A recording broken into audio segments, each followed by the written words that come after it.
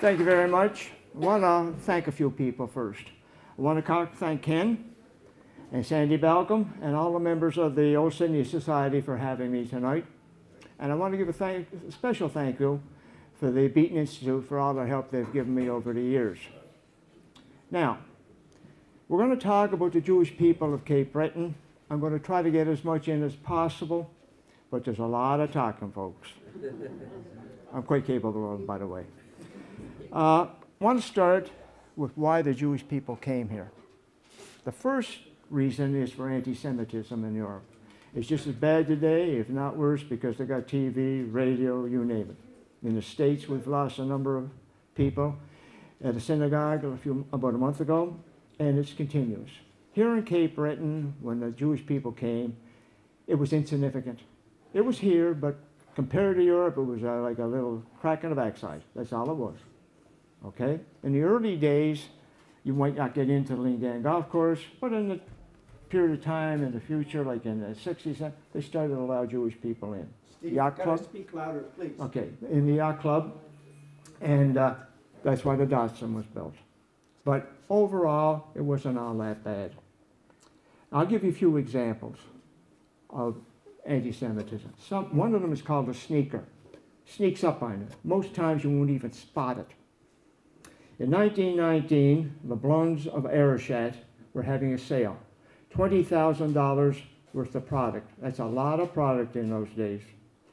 When eggs are 3 cents a dozen, good shoes are $5. You have suits that are $20, $25, top end cloth, $28. People, it was advertised in the Richmond County newspaper of the day, the Record.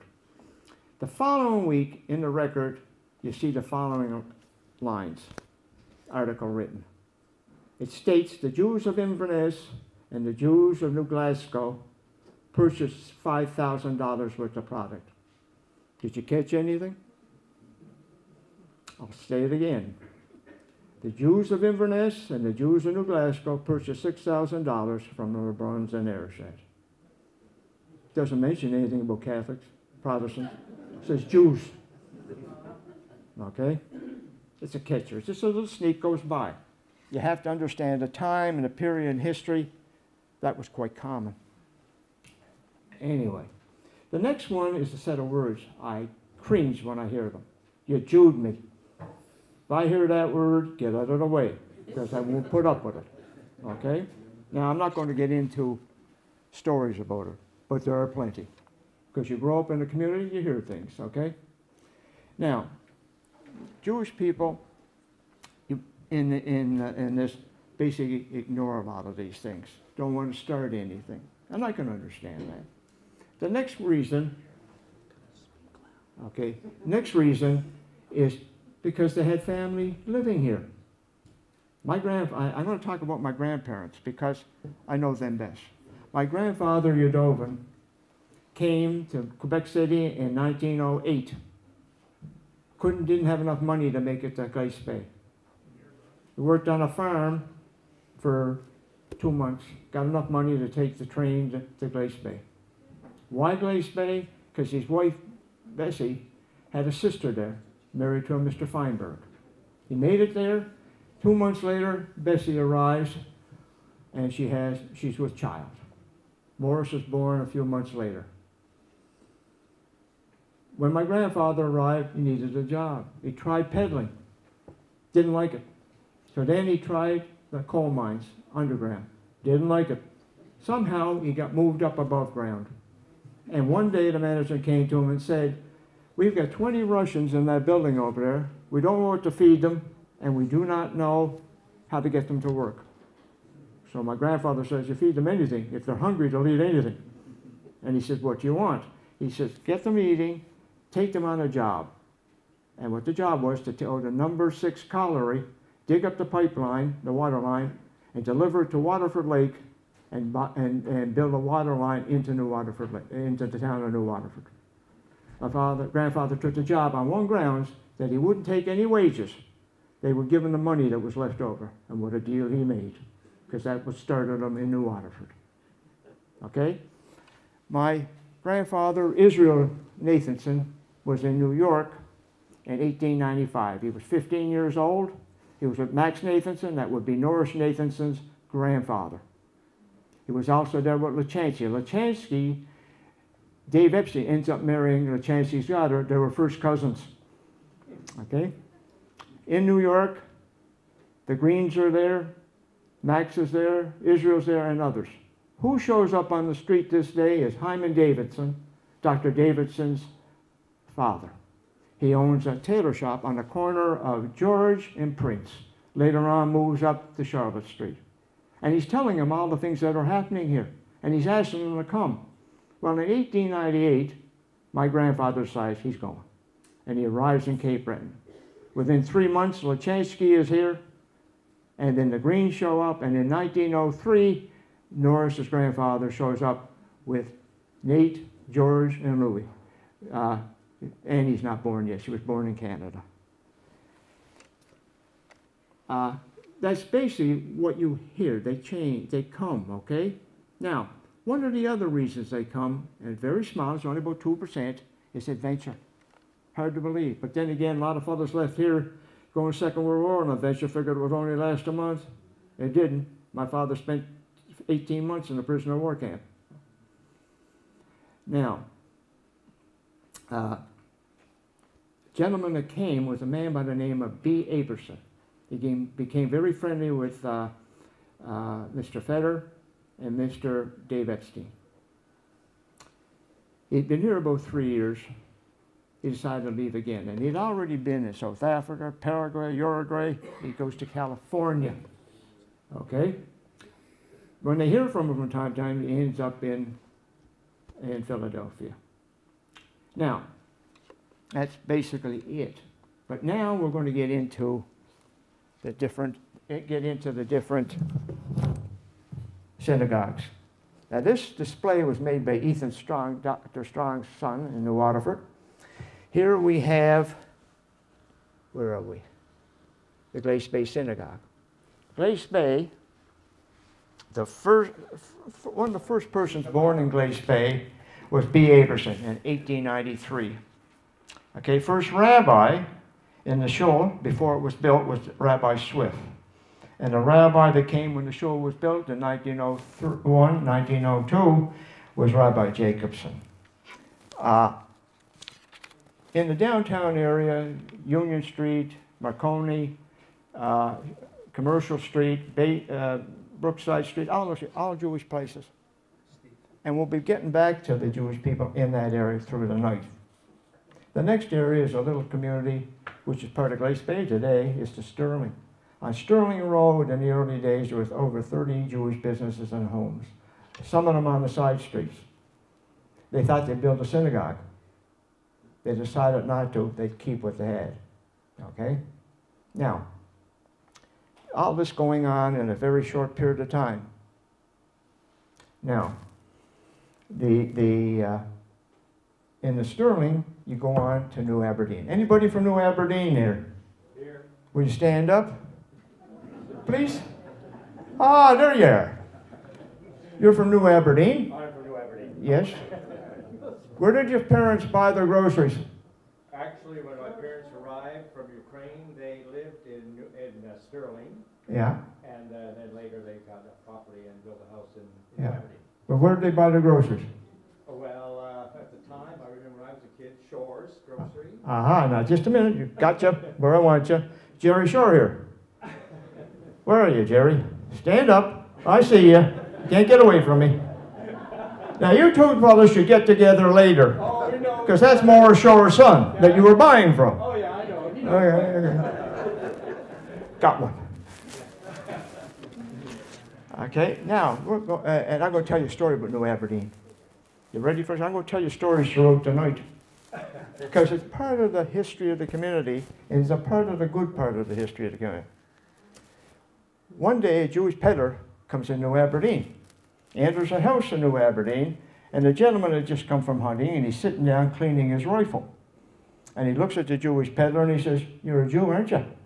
And the Jewish peddler, he doesn't say it one way or another, because he sees that gun, you see. All of a sudden, he hears the gun click. And he still doesn't say anything. The owner of the house says, "You Jews in Glace Bay killed our Christ." And the peddler looks up, he's, "No, no, no, no, no, not a Jew in Glace Bay would kill your Christ. Must have been those Jews from the Waterford." Okay, now let's go on down the road. You go to Bridgeport. And you must understand, Bridgeport was part of Dominion in that area, reserve and everything. It was a big area. Now it's only a tiny little spot on the map. Okay? There was a two young Jewish boys with a store there, and later on a lady who came, she was a nurse, graduated. Now, we'll go on to Dominion. Dominion had about, in the daytime it had 21 people, in the nighttime a little less, because some of the people came from Glace Bay with their stores, such as Shores, the Gordons, and others.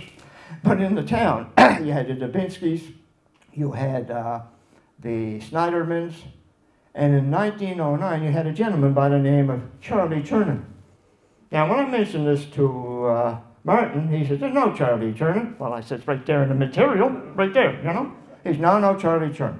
So after a little bit of research, I find out Charlie Chernin is Isaac Chernin from the Sterling. And I said, "Tell that to Marty." And Marty said, yeah, he's a relative. Yeah, okay, no problem. Now, Charlie had a store in the Narrow Gauge Hotel. And a lot of the boys would come in and sit around, they talk and kibitz and everything else, you know. So anyway, that's how he got his name. Charlie Chernin. The boys, he was in the group, gave him a Christian name, you know. Now, later on, in about 1939, the Narrow Gauge Hotel had been turned into a tenement house. And that was owned by, that time, by L.H. Chernin, Martin's grandfather. Okay, well, I mentioned this to Martin. No, you know. Finally, he checks the files and finds out he's got a deed to the Narrow Gauge Hotel. Got him again. Now, in 1939, the Narrow Gauge Hotel burns down. The Snydermans next door lose everything. Their building burns down, except for the Hudson. They get it out of the barn. Okay? Now, because I got a short time now, I'm going to cut it back a little. The next thing we have is another story. The Jewish horse from Dominion. This horse understands English, and he understands a certain amount of Yiddish, by the way. Okay, now the old gentleman that has him, he decides, this horse is 15 years old, we've had him a long time. I don't really want to sell him, I'm going to keep him for a while. But he says, I want one of those newfangled automobiles, you know? So he gets the Glace Bay for the high holidays and things like that, gets a new Waterford. Anyway, after a while he realizes this horse is eating him out of house and home.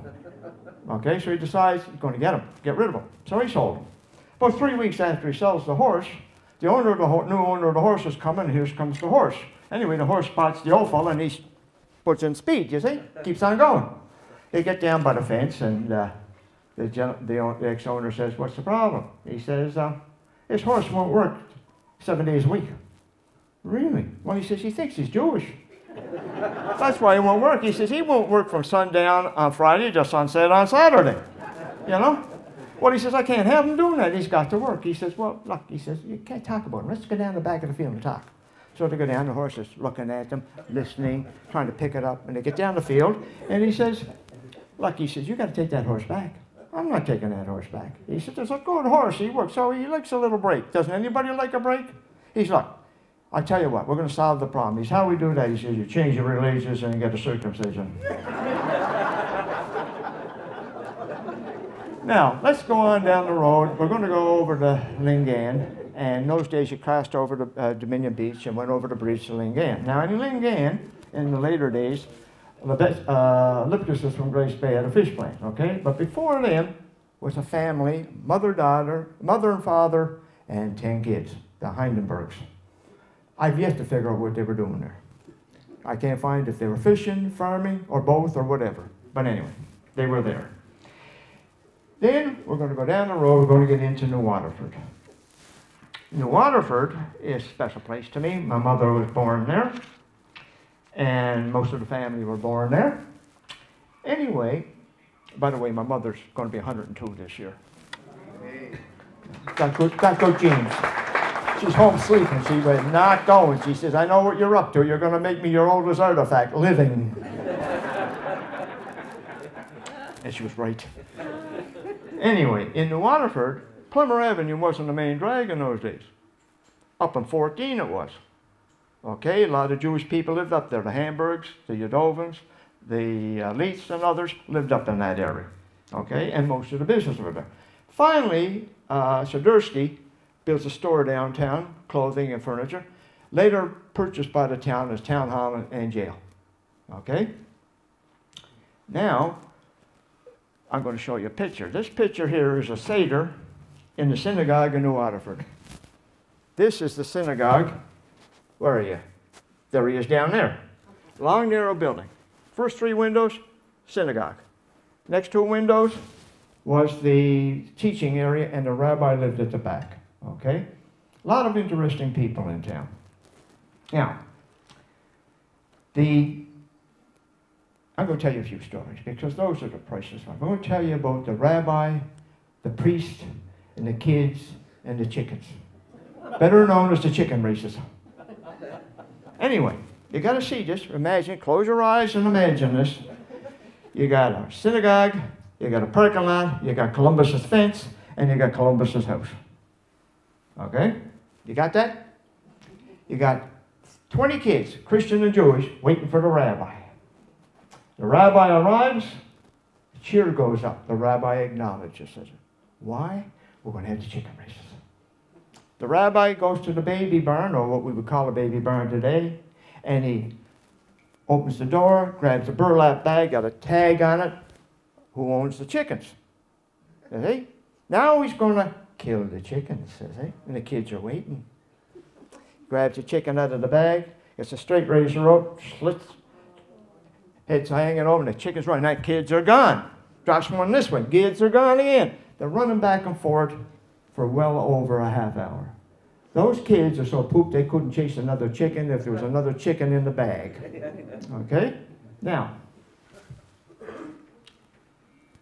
the bags are tagged, and the rabbi will call the families to come get the chickens, and they're going to clean them. I remember sitting in my grandmother's kitchen cleaning chickens. I was standing there with a rolled up newspaper on fire under the chicken, you know. What, am I trying to cook them or what, you know? Type of thing. But anyway, that's not the end of the story. It's not the best part of the story. Little Christian boy, Catholic boy, about 10 years old, who was sitting on the fence, he got to go to confession on Sunday. Anyway, he goes to confession. And I don't know why he has to confess. He's 10 years old. What, he's doing? Stealing candy, beating up his sister, or what? You know? Anyway, he confesses. Then near the end, he says to the priest, Father, can I ask you a question? He says, yes, son, you can. What's your question? When are we going to get chickens and race the Jews? Now, this poor priest is ready to faint, let me tell you. He tells my Uncle Jaime it over, and he says, you can't believe the position I'm in. I got a 10-year-old there, and I'm sweating. He says to the kid, you come back next Sunday, and I'll have an answer for you. Is that all right? He's sure, Father, no problem. Now, this priest was very, shall we say, very friendly with Rabbi Goldstein. So he called up the rabbi, he said, we got to have a meeting. So they had the meeting, and he says to the rabbi, you got to stop raising chickens for racing. And the rabbi looks at him, what are you talking about? He says, you're racing chickens. I'm not racing any chickens. He says, what? Tell me what's going on. So he tells the rabbi what the child told him, and the rabbi starts to laugh. He says, you don't understand. I was killing chickens for the high holidays. And the priest looks at, oh my God, thank the Lord. He said, I thought I was going to buy chickens. I was going to have to raise them. And you know how dirty they are. And he said, worse than that, he says, you imagine when the Protestants find out, they'd want to get into the act too. Now, I'm going to tell you another story. But first, this synagogue, where are you? Down here, it was built in 1922. Built in 1922. Now, it was said it was on Smith Street first. No. Always built down on the Hudson Street, okay? Now, the second story is a little cute one too. It's about the honeyman. And we are not talking bees, folks. In those days, there was not too many inside toilets, as we well know. Now, the two little Jewish boys, teenagers, are bored. That's worse than two Christian kids being bored, by the way. Anyway, they got an idea for some fun. And what they do is they string a rope across the pole on the co-op side of the street to the Edovan side of the street. The co-op isn't there today, and the Bank of Nova Scotia is. Now, I got news for you, one of those poles isn't there either. They moved it. Anyway, they fixed the line across the road. And they're waiting. And the Honeyman's up by the Strand Theater, and just past the Strand is Allen's Dairy. And there's a picture here of the Allen's Dairy, and with Faye and her sister Nettie in it, and you can see in the background, in the glass, the picture of Allen's Dairy. Anyway, the two kids are down there and they're waiting. Finally, the Honeyman's coming. It's a beautiful fall night, summer night in July. It's that warm, it's in the 70s, and the moon is full. So it's just about lit up the town. The Honeyman's coming down the road. He's getting past the police station and town hall. The boys are waiting.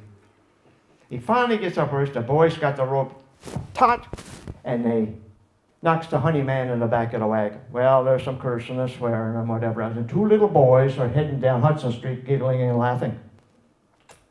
Now, it is said in the town of New Waterford on a warm summer night in July, and the moon is full, you can still hear the Honeyman screaming and hollering, and two little boys cutting down by Calvin United Church, giggling as they go. Now, there's another part to this. Who were the two little boys? That wasn't hard to figure out. It was Morris Crystal and my uncle Morris Shadova. The question is, who was the Honeyman? Because there was Honeyman in the town, again for different districts. I'm looking for information, I can't, so I go, where will I go? Go to Mother. So I said to Mom, tell her the story. She knows the story. I said, who's Honeyman? I don't know. Okay.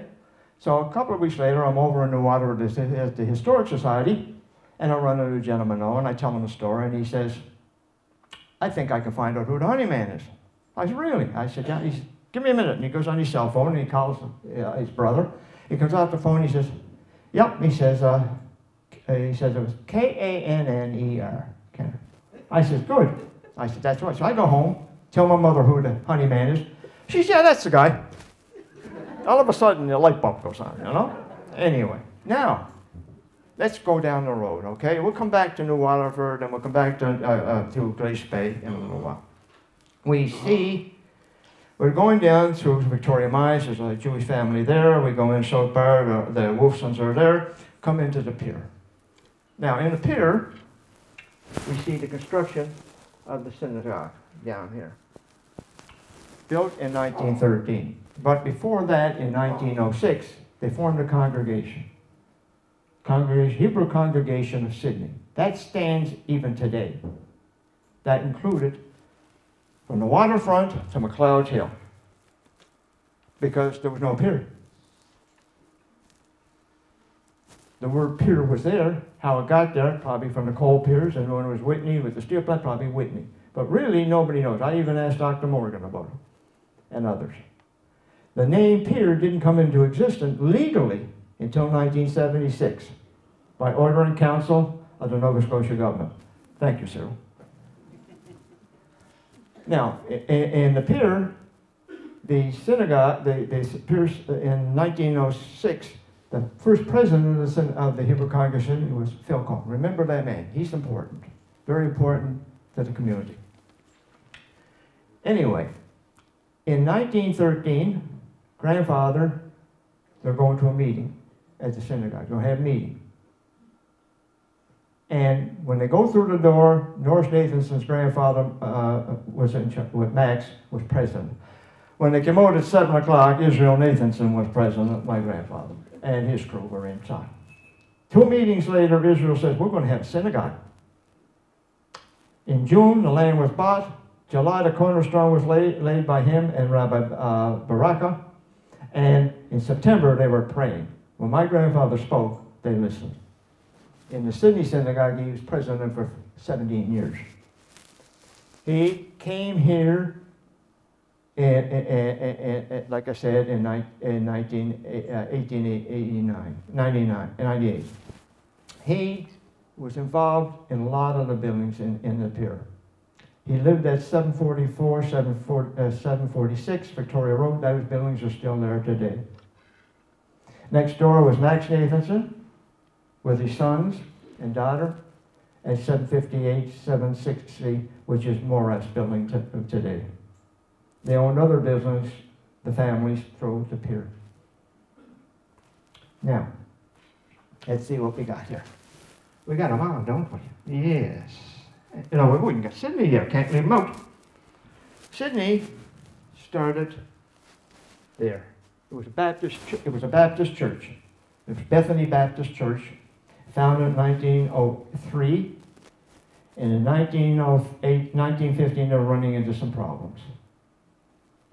The building went up for sale. The Jewish congregation bought it. But it's the same people that bought this, that were involved in the building of the Schulens in the pier. The reason they went with this one is because they couldn't get what they thought they were going to get when they built the synagogue. They're Orthodox Jews. The younger generation wanted to get a little lenience, and they wouldn't give it. So the next batch, they built it. And the synagogue in Sydney became a conservative synagogue. The other three were Orthodox. Now, in Waterford, I forgot to tell you that the first rabbi was Rabbi Christian. And he lasted for a number of years. They had ongoing rabbis there. The pier, the first rabbi was Rabbi Greensburg. Greensburg. And he was there from 1903 to 1906, before the synagogue was built. When the synagogue was built, Rabbi Baccarat was in charge. In Sydney, I call it Sydney preferred because it was different from the rest of the community. The first president in 1915 was Phil Cone, back again. In 1916, the synagogue was purchased. Rabbi Bernstein was the first rabbi, or Rabbi Schwab. They're not sure, before the building was built. Okay?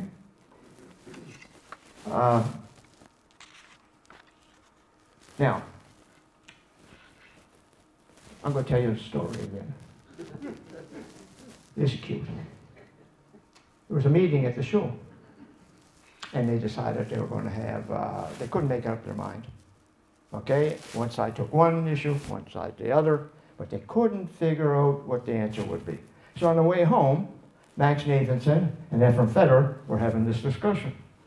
They got down the road, dropped off Max at his house and business, and Ephraim went up the street and then crossed over to his house. The next morning, Ephraim got up. He's walking across there, he stopped in his tracks in traffic. He couldn't believe it. There was something different about his building. Somebody had tarred and feathered the windows when half the cast who did that. Okay? It was Max. Disagreements formed. And I'll give you another example of that. In 1913, they formed the Hebrew Congress, they formed the YMHA, and that day it was called a YMHA club. By 14, it was dissolved. When they dissolved it, I thought possibly that they had done it because of the war. But I got to page 3 and realized, we had a war, folks, a disagreement. In 1915, the opening remarks were, I quit, I resign, I don't give a darn what you say or what you do. I'm going home. And that's part of it, okay? It is interesting to watch these communities grow and mature over the years, because they do change.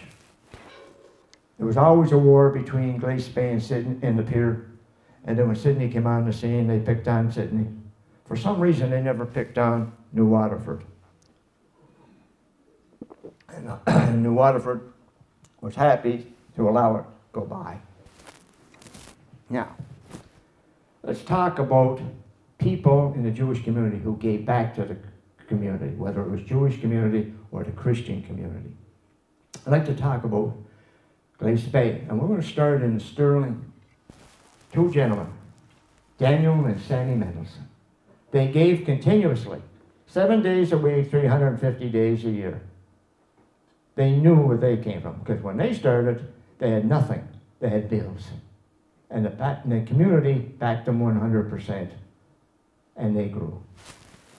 Sammy and Daniel were the biggest chem dealer east of Montreal, biggest Panasonic dealer east of Montreal, and probably the biggest plumbing and paint store on the island electric. Sammy one day, he's sitting in his office. Now that office was halfway down the store, okay? About a quarter down. And Sammy was sitting there, so he could look at you. He'd be standing there and he'd look at eyeball to eyeball. And the priest comes in and he says to the priest, what can I do for you? He says, Sammy, I got a problem. He says, the church needs a new roof and we can't afford it.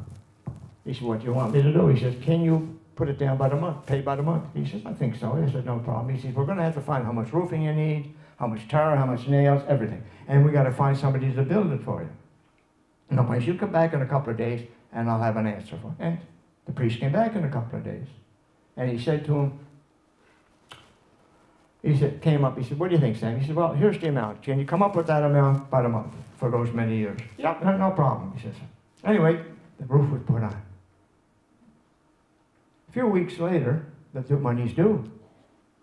The priest comes in with an envelope with the cash in it, and he puts it on Sammy's desk with his name on it. Sammy looks down, he says, what's that, Father? He says, the first payment for the roof. Sammy says, what roof? He said, the roof on the church. What church? And the priest has to explain, oh, that roof. Don't worry about it, Father. We've taken care of that. That's no problem. Don't worry. You should take that money and buy yourself something, or the community, whatever. And the priest is stunned. He couldn't believe it. What Samuel knew was that community was poor. The parish was poor. And he knew what that parish was buying from him in this grocery store and in the others. So he gave back. He remembered what he went through. Now, let's go on to New Waterford. A lot of people to talk about there. I'm going to pick on Bram Schwartz tonight. Bram gave a lot. If kids went to a hockey game, he took them in the car. They went to a baseball game, didn't matter. Yeah. If you needed a uniform for the club, he'd take them. But one night, something big happens. A fire takes place in the community. And the family loses their house. Not that they had anything to start with, they lost it. Took mother, father, and 23 kids. One of the staff comes in that morning and he says to Bram, he says, is there something we can do? Bram says, look, I'll tell you what to do. You go find out how many girls, how many boys, find their sizes, shoes, shirts, everything. Bring the list back to me. A couple of days later, the young man comes back into the store and he says, the family's coming today to thank you. He supplied it all. He says, I want you to do something. You want to keep your job in this store? We do not tell my mother, remember that. True one. Now, I was going to go to the pier, but I'm going to skip over that for a minute. We're going to go to New Water, go to Sydney proper. And we're going to talk to a gentleman who did a lot for the Jewish community. In 1957, he was given that plaque, that brass plaque that's over there. The name of the gentleman is Mr. I.B. Perlin, Shirley Dubinsky's father, Philip Dubinsky's grandfather. He did a lot for the Jewish community, as did the Davids and others, but he was picked out because of his work. One thing I remember about his store, when I came to, there were damn rabbits hanging from the outside of the door. You know? I didn't remember that till I got to Newfoundland years later. Anyway, he was given that in an honor and a party, supper, and he continued through his life to give to that community and the Jewish community. Now, let's go back to the pier.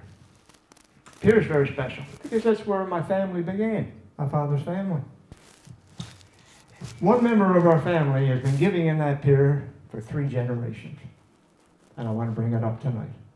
Archie Nathanson, when he had the grocery, he gave to anybody who was hungry.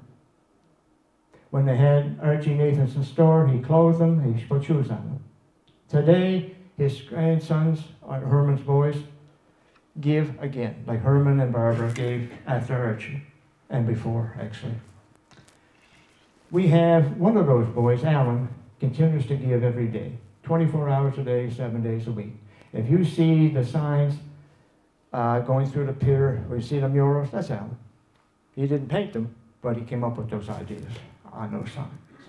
You want to see, he You see the signs in the Smart Shop on the road going up Welton Street, and in the Pier, Friends of Neville Park, that is Alan. He continues to give in his way.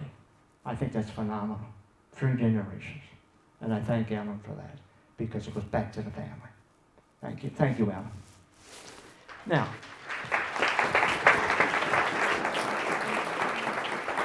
the next area I want to cover is veterans. When I started with looking up veterans, I only had 12. By the time they put up the 100th anniversary for the Glace Bay Synagogue, they had another 60 in there, and I didn't have one of them.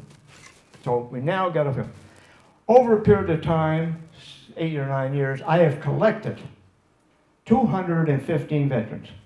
Boer War, First World War, Second World War, Jewish War of Independence, Cyprus and I taught peacekeeping, and the Vietnam War and the Korean War.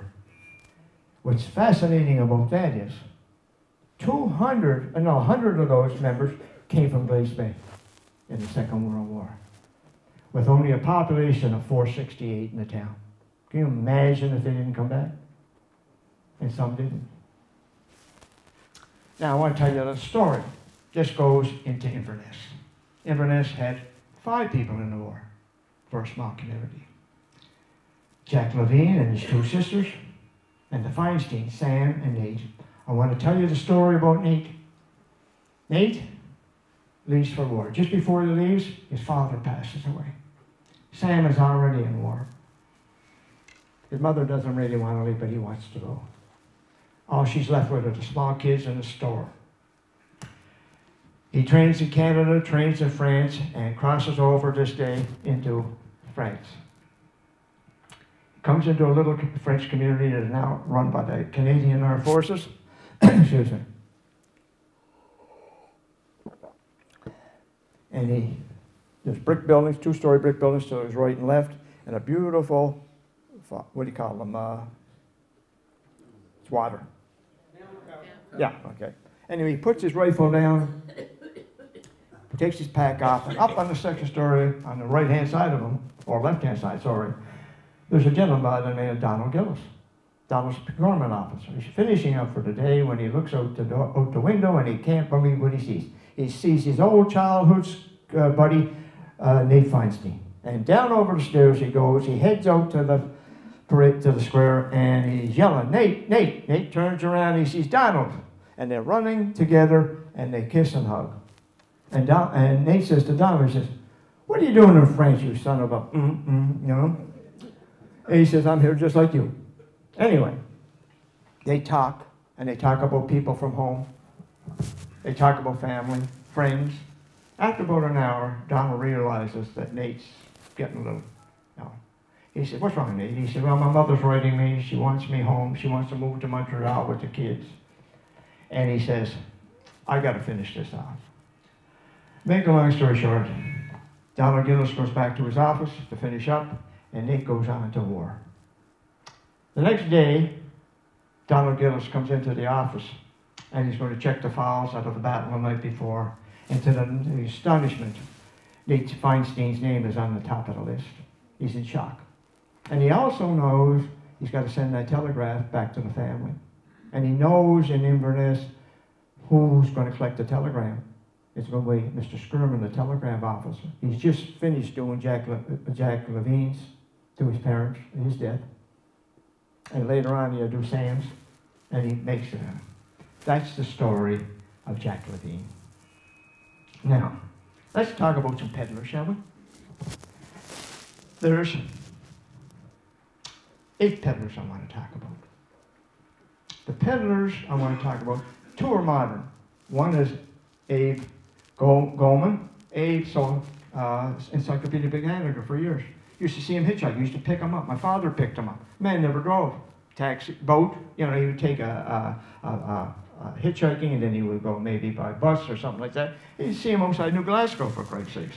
And he did it for years. And I'm sure he made a living at it because he kept on going. The next person is from Al Bernick in New Waterford. Al worked out of his house.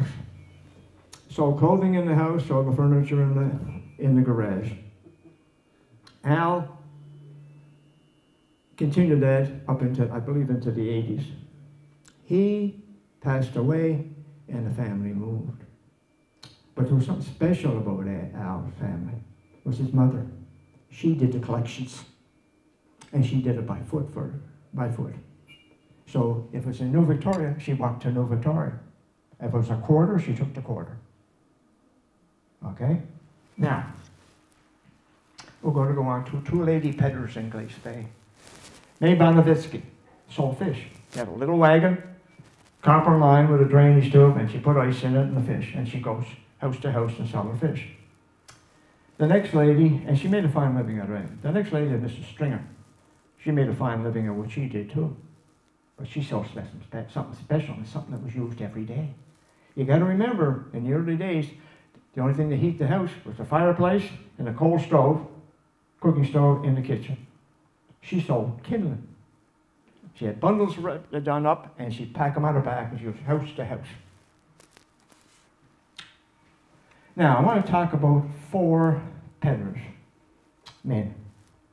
They're special, and should be special to the Jewish community. Why?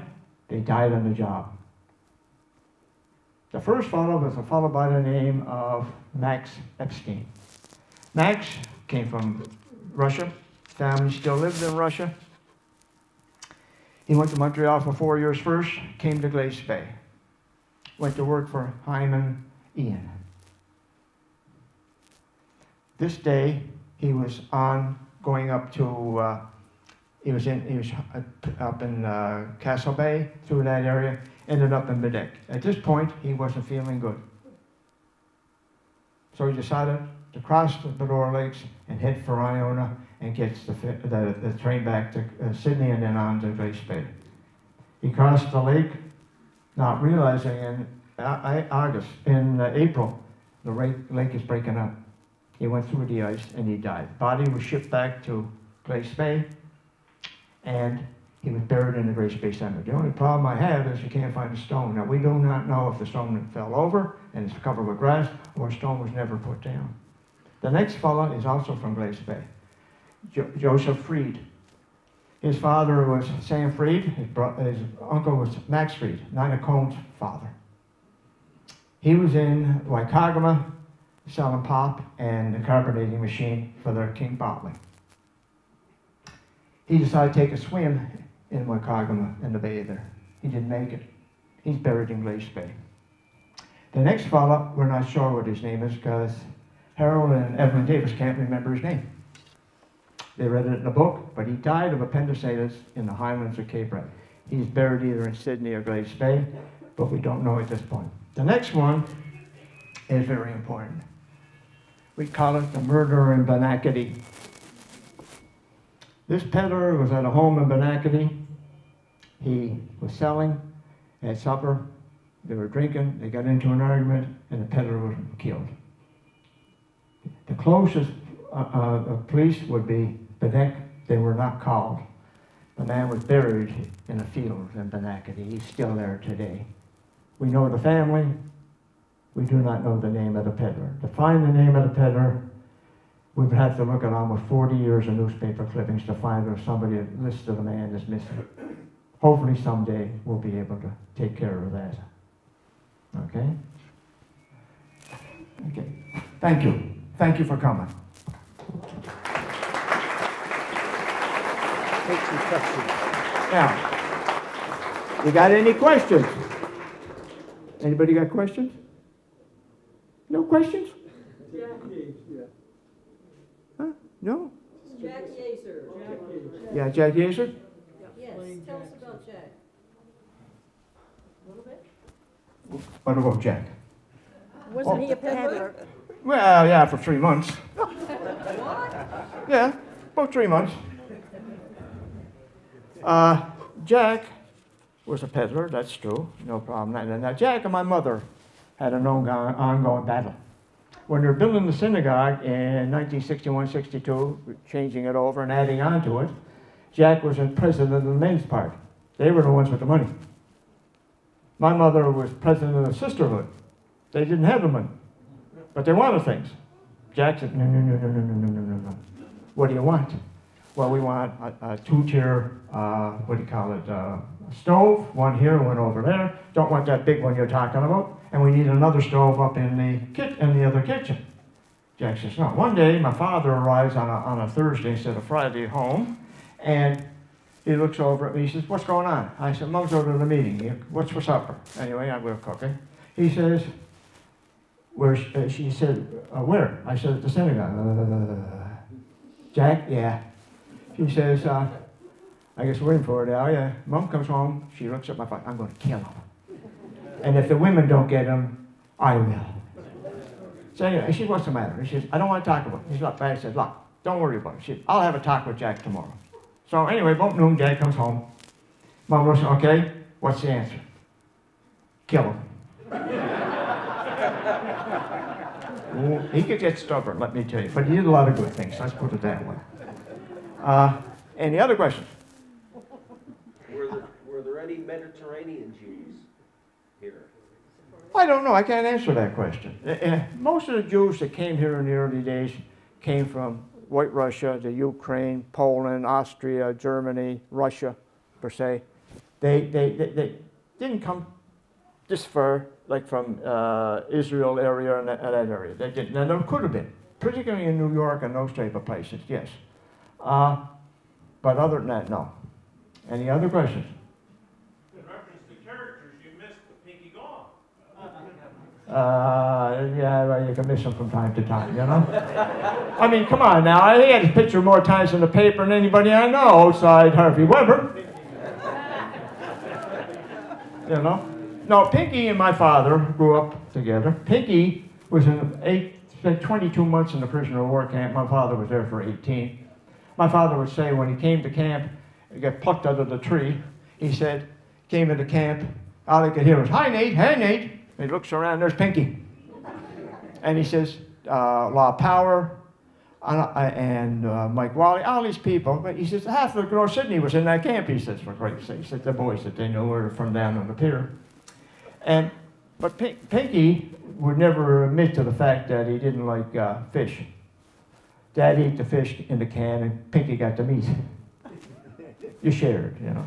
My father, one day by accident, my mother thought she'd do something special for him, so she made bread pudding. She had to peel it off the ceiling. Hated it because that's what he ate in the camp, because he didn't like the fish either. You know. Any other questions? No? How would you like to hear a story about 1925 strike? Huh? If you got no questions, I'll do it. 1925 strike in Glace Bay. The Siegel, Ben Siegel and his son Nate were in the warehouse. They had a food warehouse on Union Street. They got here down at Senator's Corner what was going on. The boys were having a few drinks. The union was getting them ready. They knew where they were going. They were going up to the warehouse. So Ben says to Nate, he says, get your coat. We're going home. Don't even bother locking the door. He said, oh, we kick it in. And he said, well, Dad, aren't we going to guard the place? No. I'm not giving my life for this business. He says, I can go to the bank tomorrow and get $5,000 or $6,000 to reopen. He says, let's go. Anyway, a day later, they came back and everything was either taken or destroyed. Okay? Fanny Cohn, I think you told me, Cyril, the other night that she was standing in the window of her father's store when they burnt the company store across the street. And he come over and said, you don't have to worry, we're not going to bother with you people. You take care of the miners. Okay? If you went to New Waterford on the 25th or thereabouts, the first night at 16 Crossing, where my grandfather had his feed warehouse, they stole everything. The next night, they burned it to the ground. Why? There's nothing in it anyway. There's been nothing built on that spot since. Down in 14, where the house and the store were, they had to drive them out of town in taxis and buses with the help of the armed forces, get them to Sydney. A couple of days later, they come back. The house was raided. The food in the store was taken. My mother's older sister, Bella, decides, not Bella, there's something, huh? Polly, decides to go next door to visit her girlfriend, close friends. They're sitting in the kitchen talking. Polly looks up and she sees this big ham hanging from the ceiling. She remembers that ham. She hung it in the store 3 days before. But they stayed friends because, It was important to stay friends. The ham didn't mean anything, okay? As long as nobody was hurt. These are things that happen. Also in New York came Carol Store was put on fire, and others. It is not spoken of. When you look at the material that have been written over the years about the coal strikes, you don't find that much on the Jewish part. They just say the Jews helped the miners, and they did. There were times in the strike when you have big families, 12, 14, 15, 8, being fed by the Jewish community, and when the time came to pay the bills weren't paid. I think Alan told me one time, a number of years ago, a gentleman came into the store and handed them a bill, cash to remember he wanted to pay the bill that his father had from almost 60 years before. That happens quite often, believe it or not. Conscience gets you after a while, okay? It is one of those things. There is not much on my grandfather's, on the fire, it's about that big. I finally found something, okay? That's not enough. When you figure what those people went through and all they were doing was trying to help those people. But when you're hungry, you'll do anything. You got 10, 12, 15 kids, you're going to do it. Doesn't matter who it is. And you got a little booze in you, it helps you along the way. Now, any other questions? The heroes of the Mount A fire. Pardon? The heroes of the Mount A fire. Oh, the Mount A fire. Come to the shul, you see it on the doors. We lost a number of Jewish boys from that era. Some of them actually jumped out windows to get out of that fire. Nathan Cohn was in it. He jumped out the window, broke his legs, and others. There were other people from the Cape Breton area that were killed in that fire. You want this? I'm taking it home with me, folks. Well, Steve is a wealth of knowledge, isn't he? Yeah.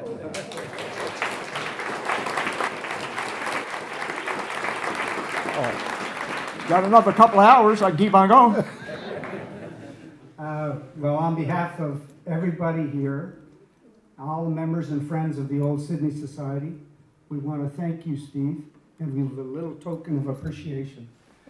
This is a publication on our 200-year-old house in English up on Franey Road, the Donovan House. Oh. 8 generations. So, Steve, on behalf of everybody here, thank you for your willingness to share your knowledge. Thank you very much for the gift. Thank you.